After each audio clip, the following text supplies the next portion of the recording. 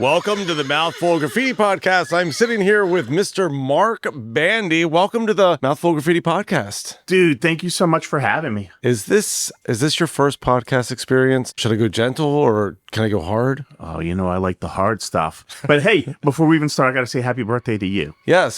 So this is 48 years in the making right here. It's ridiculous. Why are you starting off this podcast with a lie? You're not a day over 25. The whole world knows it. No, it's definitely 48. It's weird though, because and you know this, as you get older, things just start hurting. You wake up, your back hurts. I'm in the softest spot in my house. What could I have done? Where could I have put this body for 8 hours where I wouldn't wake up in pain? It's brutal, and I know exactly what you're talking about. I'm going to be 60 this January, and everything hurts. Even saying that hurts. Yeah. I think I pulled my tongue myself. So for those who don't know, we do work together at the Hartford Community College. You are in you take care of the websites, some of the social media content, I think. I'm in the marketing department for the institution itself. Yeah. So my job there is the main website. I also work with content for the student portal, but don't blame me if it doesn't work. And I make sure physically that the marquee out by the roadside is working as well. Okay, so just so you know, and this is probably not your fault, the evening of jazz from last Friday's needs to come down. All right, so now we can write this off as a work expense.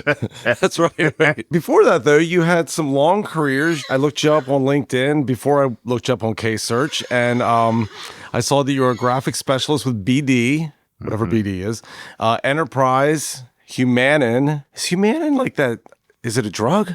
No, it's not part of that. They were always suing us. So BD is they are a company, and they're global. My wife still works there, 35 years or something in there since we met. But they're a big, international medical device company. Yeah. Very big.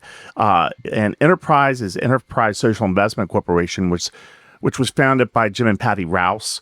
And they do nonprofit, low-income housing and investment in at-need communities. Okay. And then Humanum, which is actually I Am Human, but the I Am was tagged onto the back of it, is also a nonprofit. And they were started in Columbia, Maryland, but they're also in Baltimore City now. And again, they do services for people with mental health needs and people in at-risk communities.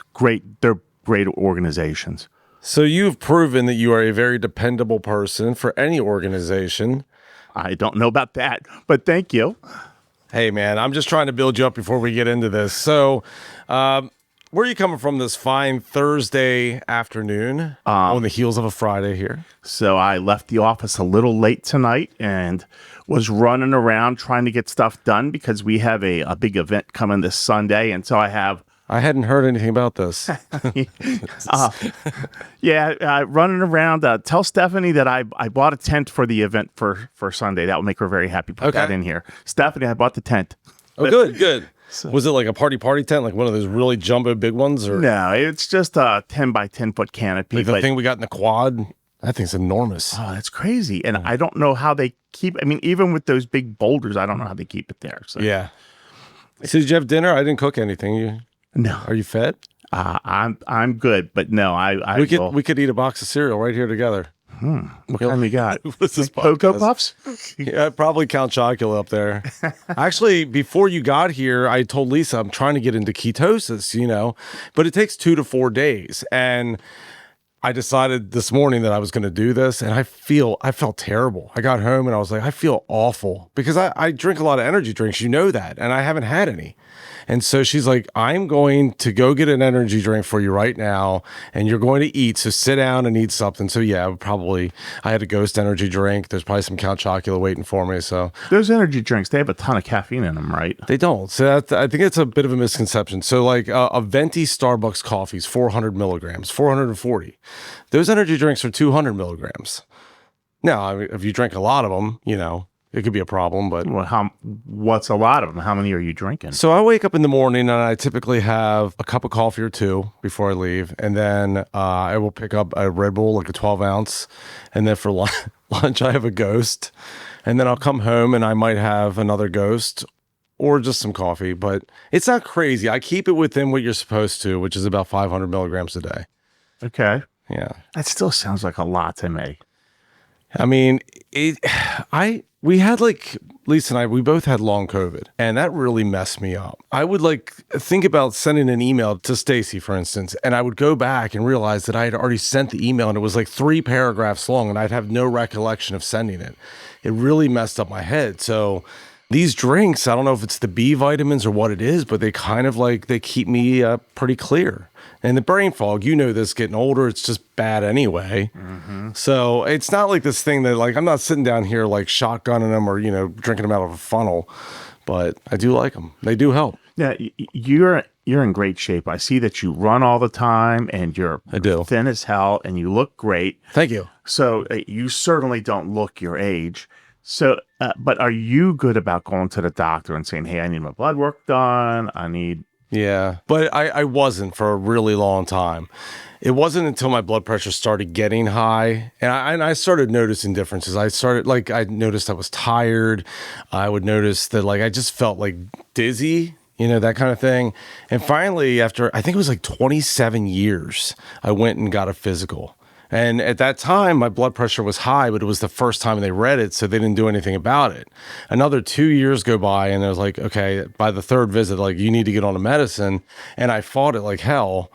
I'm drinking like beet juice, eating bananas. Well, it's genetics. So there's nothing I can do about it. So I finally got on Lizartan, and it seems to be solving all the problems. Yeah, I can't stress enough how important it is to stay on top of it with your doctors. I was coaching men's soccer here in the county. When I say men's soccer, I was coaching over at Hartford Tech High School, and I was coaching some of these club teams. And, C. Milton Wright and Bel Air High School had won 4 back-to-back state championships, and a lot of those guys were guys that were on my teams. So I was running around with these kids. I was over 300 pounds, but I thought I was in good shape. I would get my blood work and the doctors would be like, man, you're so heavy. You got to lose the weight, but your blood looks fantastic. Yeah, but was your heart? Everything else was going wrong. And what I didn't know is that lurking underneath the surface was this, form of Hodgkin's lymphoma I had. And I had no idea. Yeah, great segue, I guess. I mean. Well, and I kind of didn't mean it to be, but I guess so. But I woke up one morning. I had gone to bed feeling as well as I ever felt, for a 315-pound man. I was always tired or whatever, but I didn't feel bad. Yeah. And I woke up the next day and I swear I couldn't walk. I had, that pins and needles feeling. Yes. I had that at an extreme level where anything that touched them, it hurt. Oh. Like when people talk, I'm at a pain level of 10 or what. No, I was at a 10. I was in tears. It hurt so bad. Wow. And it was. You didn't know what was going on. Had no idea. I went to bed, felt relatively normal. And it took, fortunately, I was really blessed. Fortunately, I had the right medical team that was able to figure out what it was very quickly. Within a week, I was diagnosed and on the right path. But I wish I wasn't being a good steward of my body, which is why I was 320 pounds. And I wasn't being a good steward of my body, and meaning that I wasn't going to the doctor regularly. You've lost a ton of weight. Oh, yeah, almost 80 pounds. Yeah. So it's still probably another 80 to go, but I'll take where I am. So for those who don't understand what Hodgkin's lymphoma is, what is it exactly? I didn't actually have Hodgkin's. I had, and I'm embarrassed to say, I don't even know what the actual diagnosis is. It's 7 words long. Okay. It's modular lymphocyte, something. Yeah. Anyway, the lymph nodes are all throughout your body, and they pump your antibodies. Okay. So if you get sick, if you get an infection somewhere, whatever, this is pumping stuff to deal with all of that. They're and a lot. You have big nodes of them, like in your armpits and like right where your legs meet your hips, because they're pumps and they're in your fingers. They're everywhere. Huh.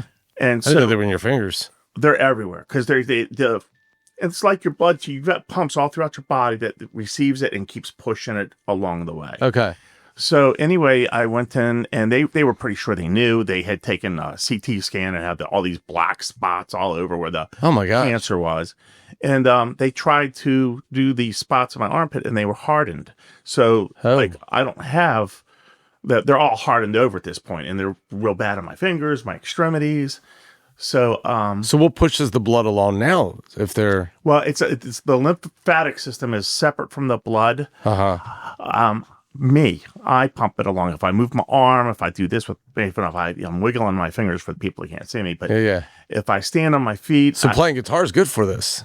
it actually feels better. If I'm like when I wake up in the morning is the worst part of the day for me because I wake up and everything aches. Yeah. And once I get to moving and prop myself up with steroids and whatever else, it gets better throughout the day. But sitting in an office all day long, sitting in the chair, Terrible, yeah. and it just kills me because it distracts you. So focus is hard. But I'm not going to say any more about any of that because I tell you the truth. At my worst, I couldn't even complete a sentence, and I came so far so fast, and so I can't complain. Yeah. I was going through this at the same time that other people I knew were also going through their cancer journey, and it might have only one or two people I ever knew had this, but everybody had a different path. Mine was relatively quick because my type of cancer was very, very treatable. Okay. And well, I have a lot of lingering side effects between the chemo and the medicines they give you. It had to be scary as hell though too. Brutally scary.